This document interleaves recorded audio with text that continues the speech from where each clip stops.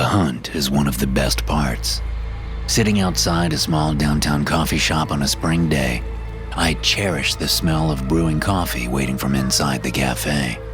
I'm at a table, sitting in a mildly comfortable metal chair with vinyl padding, with a paper cup of steaming black coffee in front of me. I glance across the street at the office building entrance. Then I look at my watch. Almost time. A butterfly swoops down from nowhere, tilting madly in its drunken yet somehow beautiful flight. It angles toward me like a falling paper airplane and lands on the table. I reach my hand out toward it, slowly and gently. The brilliant purple and white creature steps onto my outstretched finger and allows me to pick it up. I bring it near my face, studying the delicate wings that flap gently, as if the butterfly needs to be sure they're still there. The door to the cafe opens, and the butterfly takes flight, scared by the sudden movement. I watch it flap down the street among the sidewalk-planted trees and the shrubs that line the fronts of buildings. Spring flowers add splashes of color here and there on apartment balconies. Even in the city, the smell of spring is infectious. Movement across the street catches my attention. The clock in my head tells me he's right on time. Picking up my coffee and taking a sip, I glance across the two-lane street and see a group of 4 office workers stepping through the lobby doors onto the sun-soaked sidewalk. 3 of the workers break off, heading one way, talking and laughing. But one of them heads the other way, as he has every lunchtime since I've been watching him. He never eats with his coworkers. He prefers to spend his lunch hour alone. In fact, when he's not at work, he's alone almost constantly. Even when he's in a crowd of people, he's nothing but a stranger among strangers. He's not young or old, not handsome or ugly. He doesn't dress garishly or call attention to himself through his attitude. It seems like he does his best to blend in, to not stand out. His is a face that comes into your vision one moment and is utterly forgotten the next. He's perfect.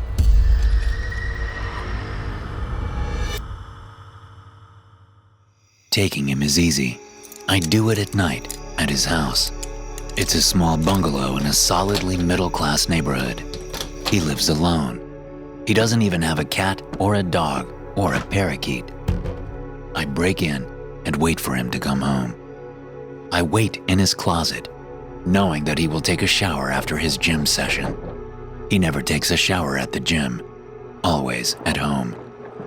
I wait until he's down to his underwear, his back to the closet as he heads to the bathroom. I make my move. The needle slides into his neck like a toothpick into a well-baked cake. I push the plunger down and retract the syringe before he even turns around. The fear on his face gives me a rush of warm excitement that spreads through my body like a drug so addictive, so overwhelming, that I am powerless in its grasp. He gasps and turns to run out of the room. I let him go, following slowly behind him. He makes it to the living room before collapsing to the floor. I load him up into his car in the garage, which is easy considering how big I am and how small he is. Then I take an hour to check the house over for anything I might have left behind. I use a small, handheld vacuum I brought to clean any areas I spent any significant amount of time in, like the closet. Then I drive his car over to my SUV, which I parked in a low-traffic, camera-free area about a mile away. Using the cover of darkness and practiced movements, I transfer him into the back of my SUV. Then I vacuum his car and leave it there with the keys inside. By the time I get him home, he's starting to wake up. I inject him a second time before getting him set up in the kill room. Once he's secure in the kill room, I head to the kitchen and make some food, both to kill time until he wakes up and to ensure I have enough energy for what comes next. When the food is done, I take it to my office, where I pull up the camera feed from the kill room. Although I'm certain he won't wake up for some time, I sit and watch the screen as I eat, staring at the unconscious man, waiting with practiced patience for him to wake. His screams bounce around the soundproof room like notes in a beautiful symphony where I'm the conductor and the performers. He is my instrument, and I play him with caring and tender love at times, increasing to fervent and violent movements when the tune calls for it. Instead of the bow a violinist would use, I employ a series of sharp knives to elicit what I like to call the Death Symphony. And all the while, that warm drug encompasses my entire body. I'm fulfilling my purpose, and there's nothing more magnificent in the world. But as the symphony comes to an end, I realize I have to pee. I've been holding it in unconsciously for quite some time. Stepping to the kill room sink, I clean off my hands so I'm not tracking blood through the rest of my house. Leaving the man in the kill room, now silent of screams, I head to the restroom. When I'm done, I pass by my open office door, catching a glimpse of the camera feed that is still pulled up on my computer screen. My heart lurches in my chest as I stop just past the office door. The quick glimpse of what I've seen punctures itself in my brain like an ice pick lobotomy. Shaking, I force myself to step into my office, and what I see on the screen makes me want to vomit. There's a man in the room, a second man. He's standing next to my victim, smoking a cigarette with one hand, his other hand on my victim's bloody shoulder. How did he get in the house? I know I locked all the doors. I always do.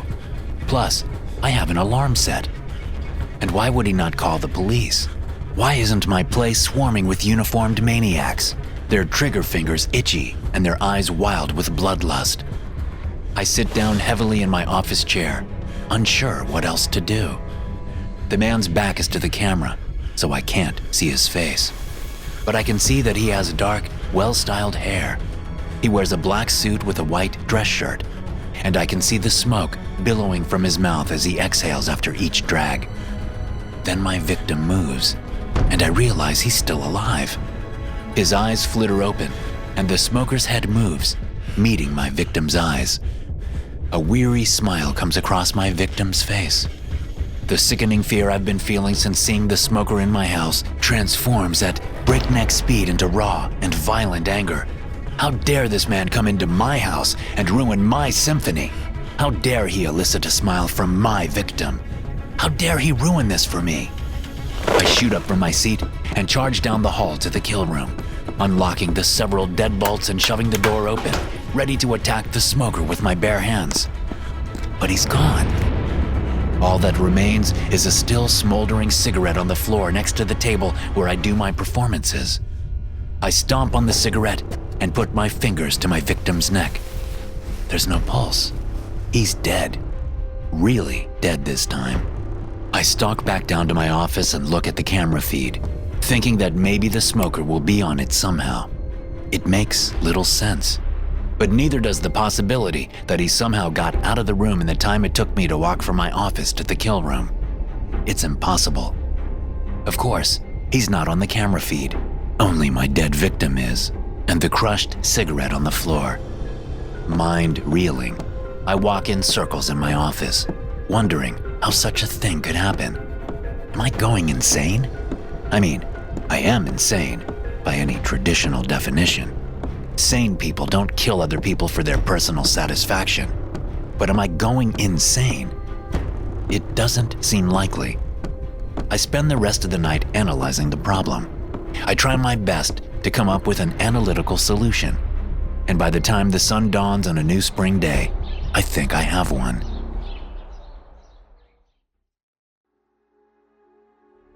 Two weeks later, I shut the door to the kill room, locking it tightly from the outside. I glance at the camera I have set up to point at the kill room door. Then I head down to my office. I sit down at the desk and look at the camera feed from inside the kill room. My victim is on the table, her small figure distorted by the many wounds I've just inflicted on her in my worst performance to date. I found that I couldn't enjoy the Death Symphony. Her screams seemed off-tune somehow. The normal, beautiful sounds my victims made had become a discordant melody that grated on my nerves and caused me to rush through the performance. And I knew why. I was thinking only about the smoker and whether I could get him to show up again, and if I could kill him when he did. I've taken pains to leave my victim alive, just like the last one, because it seemed like the smoker showed up to give him comfort. Only the woman isn't still like he was. She squirms and moans and gasps.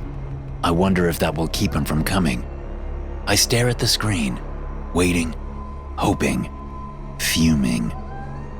I blink, and he's there, standing in much the same spot as when I last saw him.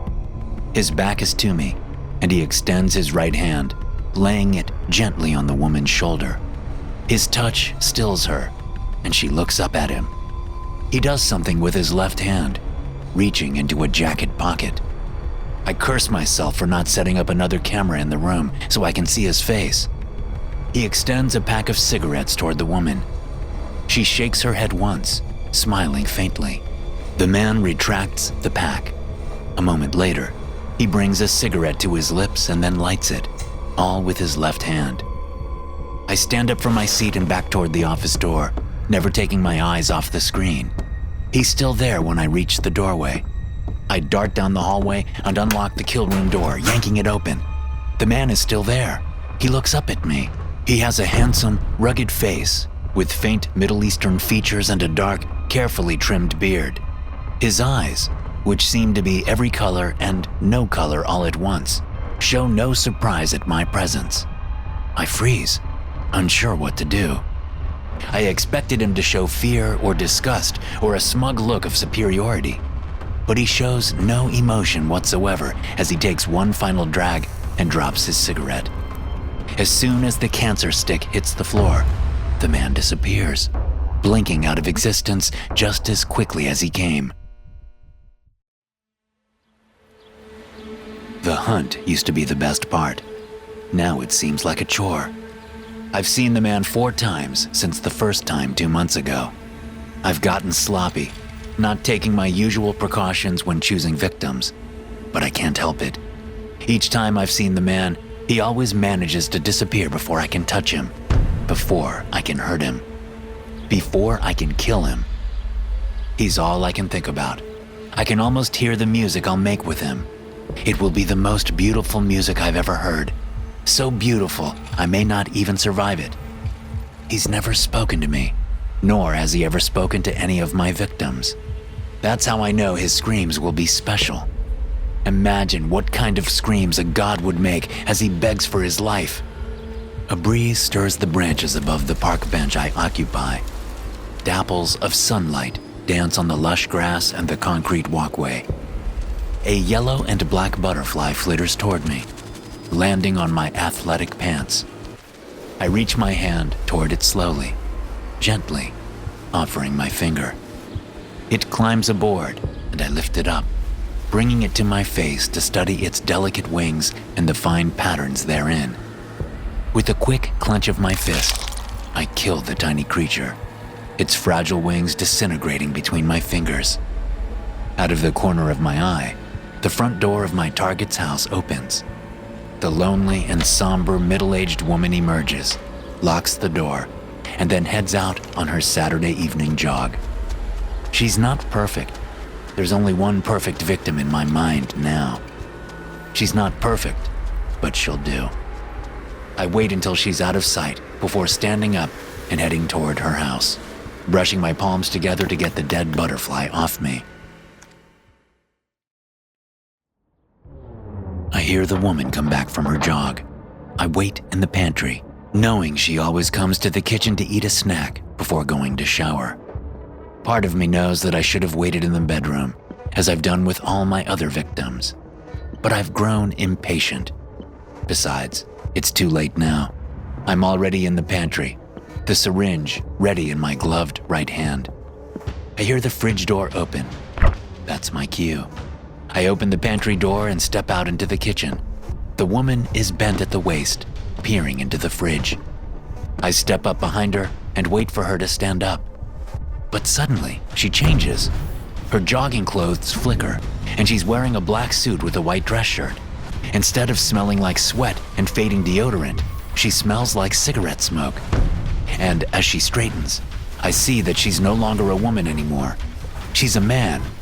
The man. He turns around and looks at me, letting the fridge shut behind him. I'm faintly aware of a scream coming from what seems like a long distance away. A woman's scream. But it doesn't compute. Holding the syringe up in my right hand, I simply stare into the man's eyes. His expression is infuriatingly blank. Now's my chance, I tell myself. But he's caught me by surprise once again. He makes no move toward me. No move at all. He just stands there, staring into my eyes. Finally coming to my senses, I shoot my right hand toward him, sinking the syringe into his neck, pushing the plunger down. At nearly the same instant, I feel a sharp pain in the left side of my neck. I bring my left hand up to my neck and experience a rush of sickening pain as I jostle a knife that's stuck there. The middle-aged woman, who is suddenly, inexplicably standing next to me, retracts her hands from the knife handle, leaving the tool in my neck. She backs away from me, turns, and runs toward the front door, screaming for help. I turn back to look at the man, but he's gone. I look down at the floor and see a small puddle of liquid from my syringe. I laugh without humor, and blood comes up my throat, spewing from my mouth. Dropping the syringe, I stumble into the living room, tripping on an area rug and smashing through a wood and glass coffee table. The impact with the table rips the knife out of my throat, and I can feel the blood pumping out of me. I stare up at the light fixture in the ceiling, wishing that I could hear one of my wonderful symphonies one last time. But I hear nothing except my ragged, wet breathing. The man suddenly appears standing next to me. He kneels and puts his hand on my shoulder, but I don't feel any comfort. In fact, his hand starts to burn. I try to buck the appendage off me, but I can't move. He pulls out a pack of cigarettes and offers me one. When I don't respond, he retrieves one for himself, lights it, and exhales, never taking his eyes off me. His hand feels like a huge, hot coal melting through my skin, scorching my bones. The pain snakes through my entire body. I want nothing more than to scream, but I can't even do that. The man exhales a plume of smoke. Then he smiles. This tale was inspired by ongoing stories from my other podcast, The SCP Experience, home to disturbing fantasies, shocking science fiction, and bizarre horror. For more interesting tales like this one, check out The SCP Experience. Thanks for listening. If you enjoy these stories, be sure to subscribe to the podcast and check out some more of my episodes here.